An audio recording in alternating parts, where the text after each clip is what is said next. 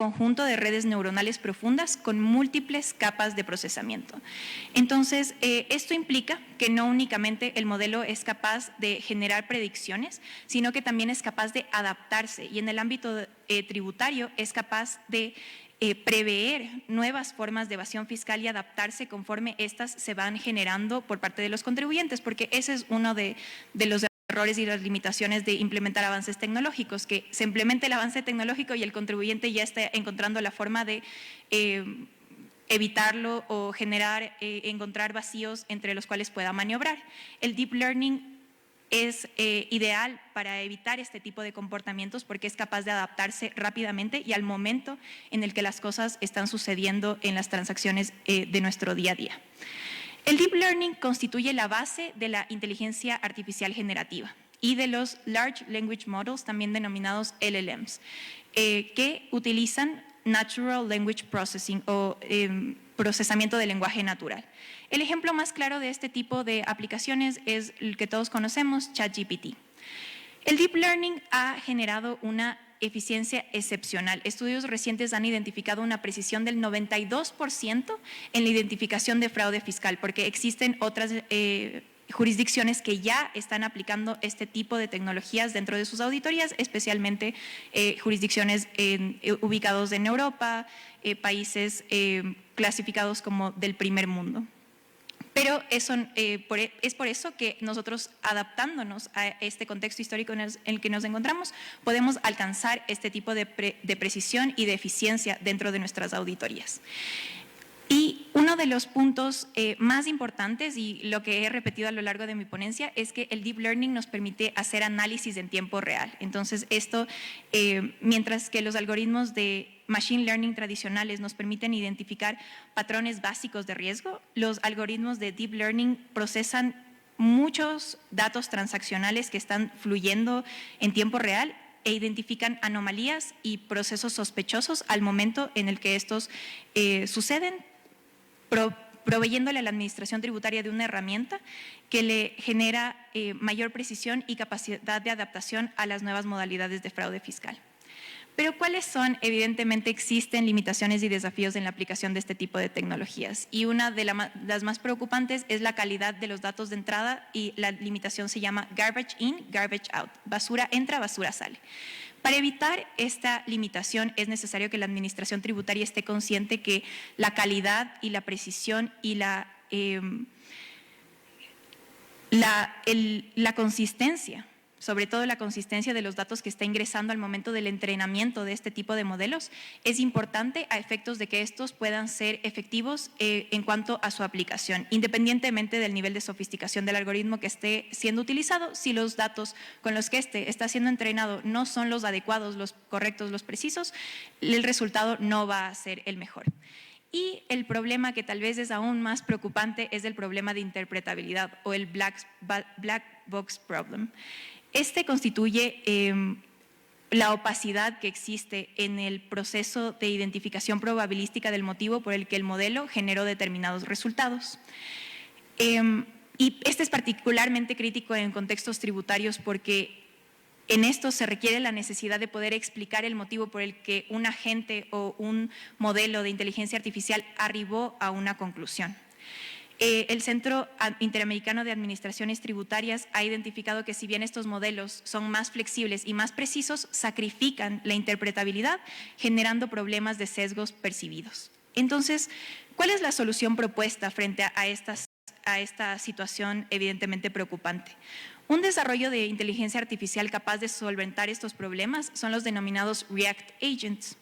Estos son una implementación especializada de un LLM diseñado para atender necesidades específicas. ¿Y cuál es el éxito de esta tecnología vanguardista? Que son capaces de efectuar tareas particulares con procesamiento de lenguaje natural, es decir, pueden clasificar transacciones, buscar información en bases de datos, consultar información en determinadas páginas web, y luego tienen la capacidad de acceder a funciones o herramientas específicas como una calculadora, una base de datos específica. Y adicionalmente, y esto es lo más importante de este tipo de tecnología, es que generan una cadena de pensamiento o reflexión. Es decir, tienen una cadena de pensamiento visible donde la persona que está analizando el trabajo efectuado por este tipo de agentes puede validar los modelos probabilísticos y la forma en la que estos agentes arribaron a una decisión, eliminando el problema del black box problem y, por tanto, la opacidad en el mundo tributario. De la descripción de esta tecnología podemos ver cómo la misma puede ser implementada para la implementación de un modelo cooperativo. Solo como ejemplo les enuncio que Brasil es un ejemplo regional respecto de la implementación de inteligencia artificial. Tiene, en primer lugar, un sistema público de escrituración digital implementado desde el 2007, es decir, ha generado la posibilidad de alimentarse directamente desde diferentes fuentes de bases de datos que contienen servicios invisibles o integrados que se ejecutan automáticamente durante las actividades de los contribuyentes. Es decir, mientras el contribuyente esté efectuando sus transacciones, está alimentando una base de datos pública que permite a la administración tributaria recopilar información que luego será utilizada dentro de las diferentes formas en las que estos datos pueden servir, por ejemplo, a través de la generación de declaraciones tributarias precompletadas, que si bien en Ecuador también es algo que estamos empezando a visualizar dentro de nuestro sistema de contribuyentes, en Brasil la alimentación de diversas fuentes que pueden ser contrastadas genera declaraciones precompletadas mucho más precisas y adecuadas. Adicionalmente, Brasil tiene un sistema de centro de atención virtual al contribuyente que, mediante el uso de tecnologías como el reconocimiento facial para llevar a cabo la validación de identidades y tecnología blockchain para asegurar la seguridad de la información, genera la eliminación de la necesidad de presencialidad. Entonces, les pongo este ejemplo para ver cómo el uso de este tipo de tecnologías puede ser ya implementado regionalmente para generar casos de éxito, como es el caso de Brasil. Pero hablando ya específicamente de la propuesta de un cumplimiento tributario cooperativo, ¿en qué constituye? Esto constituye el establecimiento de una relación cooperativa basada en la confianza entre los contribuyentes y las autoridades fiscales, sobre la base del cumplimiento tributario que conduce al pago de la cantidad correcta de impuestos en el momento adecuado. Esta es una alternativa no confrontacional que migra de la usual imposición de sanciones, del contexto disuasorio en el que usualmente están envueltas las auditorías, para ir hacia una verdadera cooperación que se basa en el principio de certeza a cambio de transparencia. Es decir, las empresas transparentan sus datos, transparentan sus registros y la administración tributaria ofrece certeza respecto del tratamiento fiscal que va a otorgar a determinadas operaciones.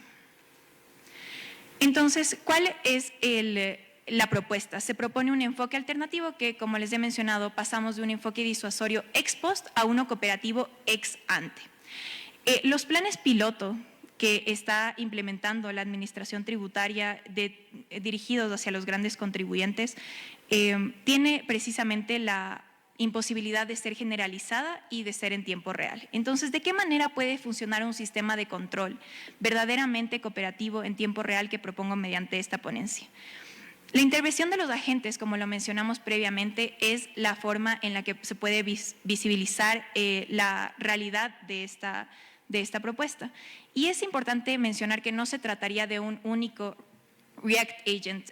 Actualmente existen propuestas donde empresas están proponiendo el servicio de React Agent Factories o fábricas de React Agents, es decir, es necesaria implementar una cantidad grande de este tipo de agentes que puedan interactuar entre sí, generar diferentes funciones específicas para identificar diferentes riesgos y generar diferentes alertas para que luego cooperen entre sí y se genere un único resultado. De esta forma, los React Agents identificarían información, la clasificarían, la analizarían y la revisarían en contraste con toda la información con la que están siendo implementados para posteriormente emitir criterios. ¿Qué tipo de criterios? Por ejemplo, ¿se ha superado un límite de deducibilidad o es necesario aplicar una retención superior? Por ejemplo, si el contribuyente clasificó un pago como regalía y en realidad se trata de una prestación de servicios técnicos administrativos. Entonces, el agente emite un criterio y luego, y aquí es donde entra el componente cooperativo, se lleva a cabo un proceso de contraste. Entonces, Frente a la alerta generada por este agente que está programado conforme a inteligencia artificial, el contribuyente puede contrastar la información, decir, yo no estoy de acuerdo con esta conclusión a la que este agente está llegando, y la administración tributaria puede intervenir a efectos de clarificar y llegar a un acuerdo respecto del tratamiento fiscal que se le daría a determinada transacción. Este acuerdo luego podría ser considerado por el agente para a efectos de no generar alertas futuras en este marco si es que el tratamiento fiscal se mantiene como el acuerdo lo estableció, o generar alertas en caso de que existan desviaciones de este tipo de acuerdos. Ahí se generaría la auditoría en tiempo real y se incentivaría al contribuyente a efectuar una correcta implementación de la normativa tributaria y, por tanto, contribuir conforme es necesario y correcto legalmente. Y finalmente, para finalizar, quiero proponerles el diseño conceptual del sistema. Evidentemente, yo no soy programadora, pero he tenido la suerte de conversar con diferentes profesionales, entre los cuales destaco la ayuda de César Molina, que es no solo un tributarista excepcional calificado conforme rankings a nivel internacional, sino que también es programador y es candidato a máster por la Universidad de Boulder, Colorado, en Data Science. Entonces, esto les digo para que sepan que lo que les voy a mostrar tiene un concepto técnico verdadero acerca de la forma en la que precisamente podemos nosotros los abogados aterrizar este tipo de ideas que, claro, a veces vivimos en las ideas y en la utopía, pero tenemos aquí una proposición de cómo estas pueden ser aterrizadas a un sistema real de programación. Entonces, en primer lugar, el sistema que propongo de tributación y determinación cooperativa tiene una capa de datos. Entonces, esa sería la primera capa, donde se integran diversas fuentes de información creando un ecosistema unificado de datos. Estos sistemas pueden ser sistemas de facturación, sistemas contables, sistemas bancarios, sistemas comerciales, y aquí se concentraría todos estos datos, tal como hablamos acerca del sistema que se emplea en Brasil, pero en este caso como parte de una capa de un programa que tendría el efecto que vamos a ver a continuación. En segundo lugar, tenemos una capa de procesamiento, donde se incorporarían módulos para el procesamiento del lenguaje natural y algoritmos de Deep Learning a través de los React Agents para clasificar riesgos y predecir comportamiento. Esta capa también podría incluir el uso de tecnología blockchain para validar y registrar inmutablemente las transacciones que se están generando en tiempo real. Posteriormente tendríamos una capa de aplicación, donde se proporcionarían interfaces diferenciadas, tanto para el contribuyente como para la administración tributaria, facilitando la interacción cooperativa mediante módulos de comunicación en tiempo real. Aquí los React Agents también intervendrían para comunicar los resultados que obtuvieron conforme la capa de procesamiento. Y finalmente, el sistema tendría una capa de presentación donde se ofrecerían dashboards inteligentes y herramientas de análisis predictivo que permiten a ambas partes visualizar y monitorear el estado de cumplimiento tributario y acceder a reportes especializados. En esta capa se materializa la parte cooperativa del sistema porque el contribuyente va a visualizar la alerta en tiempo real y puede contrastarla con la administración tributaria mediante un proceso administrativo que evidentemente tendría que estar arreglado en caso de tener un criterio contrapuesto. Es en esta capa donde también se podrían visualizar los acuerdos a los que se llegó con la administración tributaria, que pueden ser materializados mediante otro tipo de tecnologías como son los smart contracts y nuevamente blockchain para asegurar su inmutabilidad y su seguridad. Entonces, con esto termino mi ponencia. Espero que les haya parecido interesante y, como les mencioné en un inicio, invitarles a cuestionar la forma en la que podemos usar estas herramientas para seguir avanzando en el mundo de la tributación. Muchas gracias.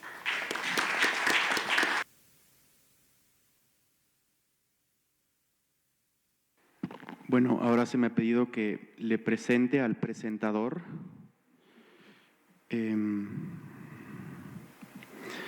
Sergio Israel Flores Fuentes cuenta con una sólida formación y trayectoria en el ámbito constitucional y tributario, Sergio es abogado por la Universidad Nacional de Chimborazo y candidato a magíster en Derecho Tributario por la Universidad Andina Simón Bolívar.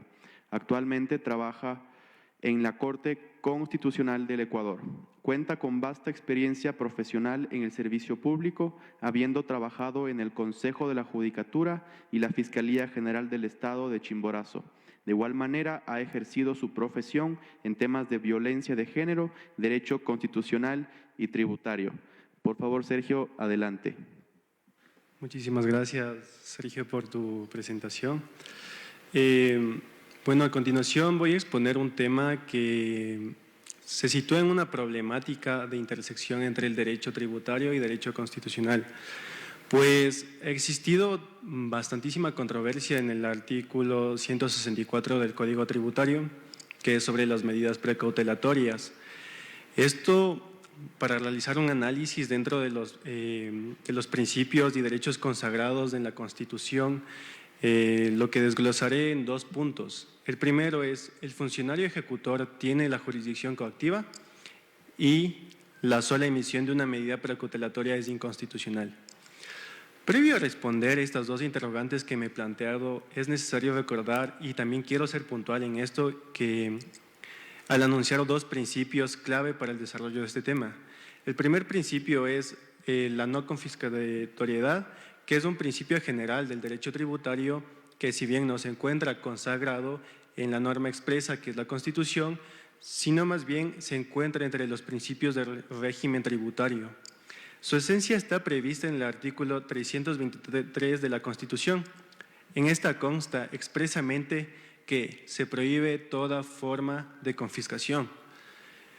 Es decir, que la prohibición de confiscación abarca también a la confiscación que podría producirse a través de la imposición de tributos. ¿Qué quiero decir con esto?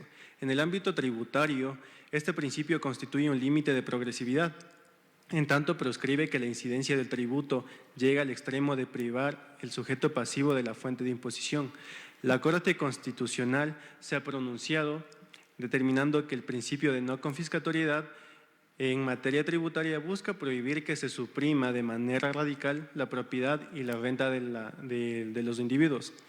Es decir, que el principio de no confiscatoriedad veta a cualquier tipo de carga tributaria que como consecuencia anule el núcleo esencial del derecho a la propiedad.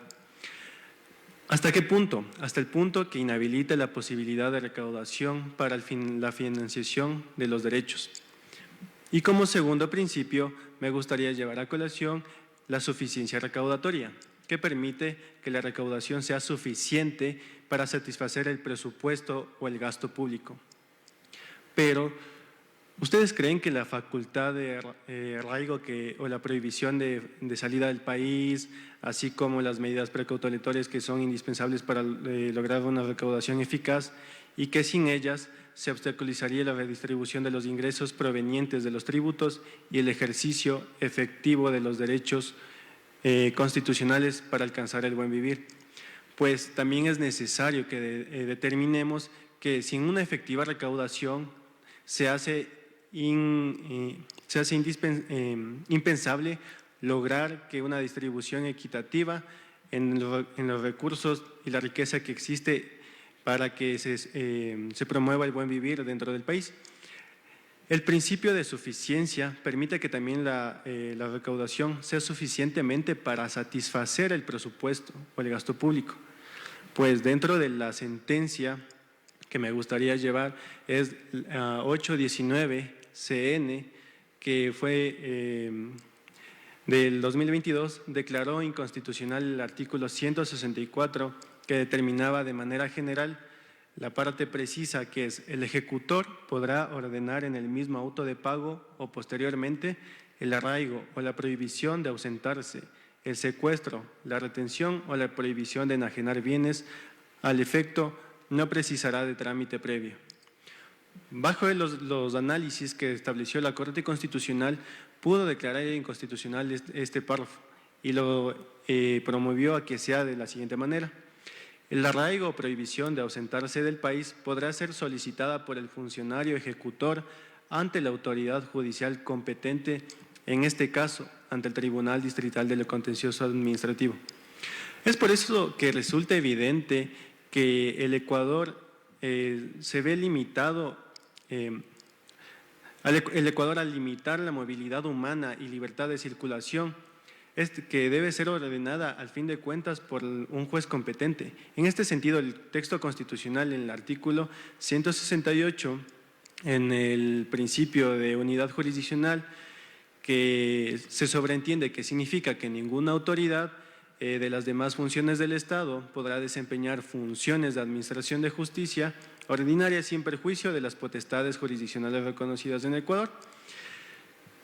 Esto quiere decir que en el Ecuador se encuentran diferenciadas las instituciones capaces de ejercer jurisdicción de manera que se cumple el principio de unidad jurisdiccional y exclusividad, así tal como lo determina el Código Orgánico de la Función Judicial, que replica que la potestad jurisdiccional solo puede ser ejercida por los jueces y juezas nombrados de conformidad con sus preceptos, así también como los órganos que emanan de la función judicial y los sujetos u órganos explícitamente reconocidos por la Constitución que pueden administrar justicia y cuya jurisdicción no proviene de la función judicial. Esto es la Corte Constitucional, el Tribunal Contencioso Electoral, los tribunales de conciliación y arbitraje, así como la justicia indígena, cada uno de ellos en sus propias particularidades.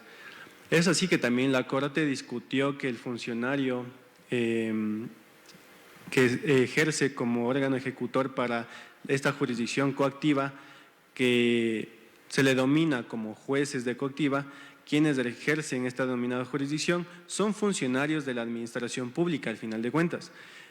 Esto quiere decir que los empleadores, recaudadores, que por lo mismo no ejercen la jurisdicción y constituye un acto de autoridad pública no revestida del poder de administrar justicia y también que no ha sido emitido dentro del proceso judicial, pues el razonamiento que existe detrás de la postura en que el funcionario ejecutor no puede ser considerado como juez. Es por esto que el proceso coactivo que se realiza no es un juicio como tal, sino más bien que porque ni siquiera intervienen las partes, intervienen solo las partes como el deudor, el sujeto coactivo y el funcionario que representa al acreedor. El funcionario ejecutor es únicamente un servidor de administración pública que al final no regula un proceso judicial y tampoco ostenta las facultades jurisdiccionales que otorga la Constitución que he leído en el artículo anterior. Al analizar que la disposición jurídica que regula las facultades de atribuciones y de los funcionarios que están determinados en el Código Tributario, la Corte Constitucional examinó que dentro del artículo 157 precisa que el cobro de créditos tributarios entre los cuales se encuentran los intereses, multas y otros cargos accesorios como costas de ejecución, la Administración Tributaria goza de la acción coactiva. Y en el artículo subsiguiente se determina que esta acción será ejercida de manera privativa por los funcionarios recaudadores y ejecutores. Esto quiere decir que la naturaleza de la acción coactiva propiamente es del principio de autotutela administrativa en lo que respecta a la administración pública, pues ésta goza del privilegio a determinar por sí misma los derechos y obligaciones, así como lograr la ejecución sin necesidad de acudir a sede judicial, para garantizar el cumplimiento del fin propio, que es asegurar la satisfacción de los intereses generales y del presupuesto público. El funcionario ejecutor no forma parte de los órganos de la función judicial, por lo que así tampoco pertenece a los órganos de manera excepcional que pueden ejercer funciones jurisdiccionales que otorga la Constitución. Así también el Código Tributario establece en su parte que los funcionarios recaudadores y su campo de actuación es la sede administrativa, más no es la sede judicial, a que debido que no existe litigio entre las partes. A partir de aquello es preciso rescatar que el razonamiento que la Corte realizó es que la prohibición de salida del país únicamente puede ser dispuesta por un juez competente para evitar el abuso de la autoridad. Esto quiere decir que no se debe facultar a los funcionarios ejecutores a restringir un derecho cuya competencia se encuentra atribuida únicamente a juezas y jueces y los tribunales distritales de lo contencioso tributario deben tutelar los derechos de toda persona a realizar el control de legalidad de los hechos.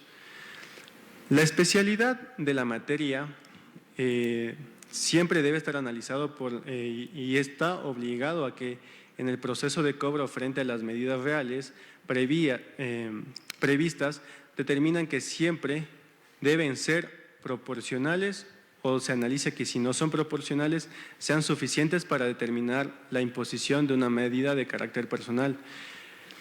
Esto siempre en concordancia con el artículo 76, numeral 6 de la Constitución, pues establece que la directriz, como establece también la ley, es que asegurar la debida proporcionalidad de las infracciones y las sanciones, pues estas al final de cuentas se entienden que son de carácter penal y administrativa o tal vez de otro tipo, pero dentro del artículo 164 la Corte realiza el análisis que la Administración Tributaria en el marco del procedimiento coactivo dispone de medidas precautorias como el secuestro, la retención o la prohibición de enajenar bienes.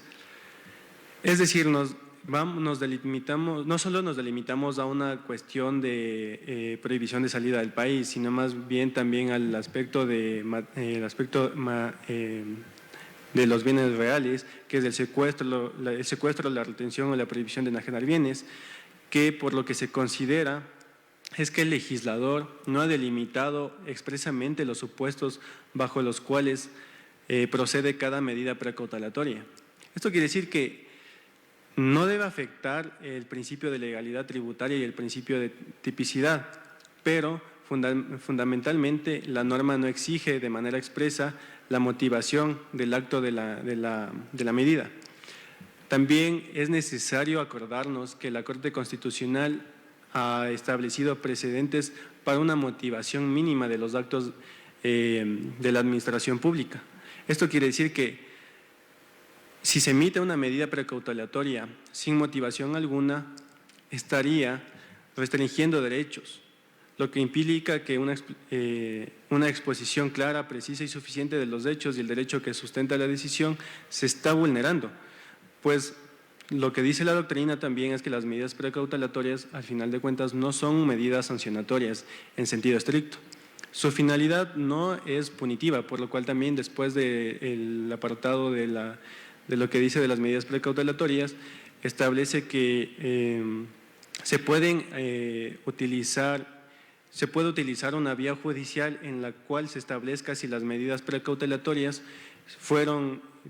vulneran los derechos o no vulneran los derechos del administrado. Al final,